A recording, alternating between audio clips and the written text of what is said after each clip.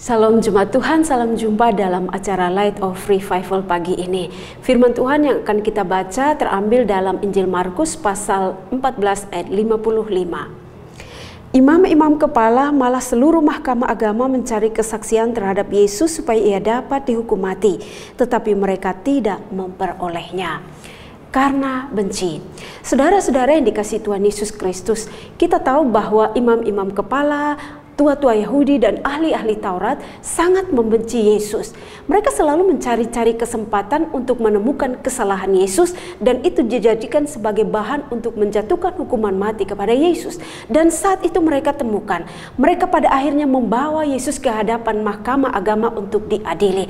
Namun adapun tujuan mereka membawa Yesus bukan hanya sekedar diadili, tetapi mereka juga sudah mempersiapkan segala sesuatu untuk jadikan itu sebagai bahan bukti agar Yesus dapat dijatuhi hukuman mati. Dan karena bencinya, ada 4 hal yang mereka lakukan di dalam persidangan itu.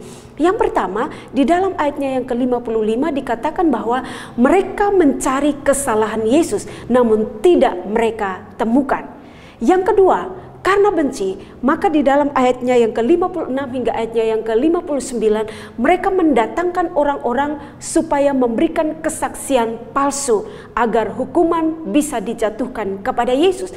Namun dari kesaksian-kesaksian yang diberikan, tidak ada satupun kesaksian yang bisa dijadikan sebagai bukti untuk menjatuhkan hukuman mati kepada Yesus. Karena apa?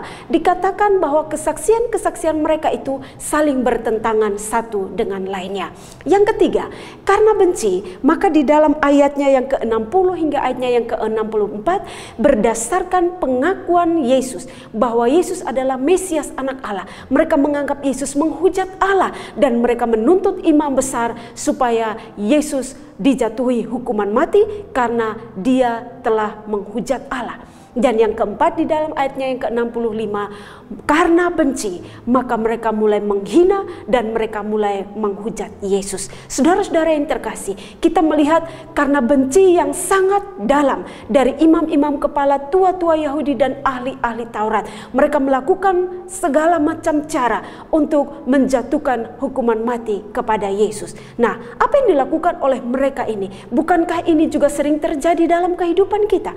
Karena benci terhadap seseorang, maka kita mulai menghalalkan segala macam cara dengan tujuan untuk menyingkirkan, dengan tujuan untuk menjerumuskan orang itu. Kita mulai menggosip, kita mulai mengadu domba, kita mulai memberikan kesaksian-kesaksian palsu, bahkan kita merancangkan hal-hal yang jahat dengan tujuan untuk membinasakan orang yang kita benci itu. Baik itu di sekolah, di kantor, di tempat usaha kita, di tengah-tengah masyarakat, di gereja atau di dalam pelayanan. Bukankah cara-cara seperti itu juga sering terjadi dan sering kita lakukan? Namun pagi hari ini, ingat saudara, bahwa membenci sesama saja sudah berdosa. Apalagi kita menghalalkan segala macam cara untuk menyingkirkan atau menjerumuskan orang yang kita benci, orang yang tidak kita sukai itu. Karena itu firman Tuhan hari ini mau mengingatkan saya dan saudara, sadarlah dan waspadalah supaya kita tidak terjerumus di dalam dosa membenci saudara kita seiman. Tuhan Yesus memberkati kita semua. Amin. Mari kita berdoa.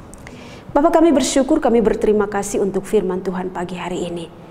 Biarlah Tuhan, Engkau boleh menolong kami supaya kami tidak hidup di dalam kebencian, tetapi kami boleh hidup di dalam kedamaian, mengasihi saudara kami seiman. Terpujilah nama-Mu ya Tuhan, kami bersyukur untuk firman Tuhan pagi hari ini. Amin.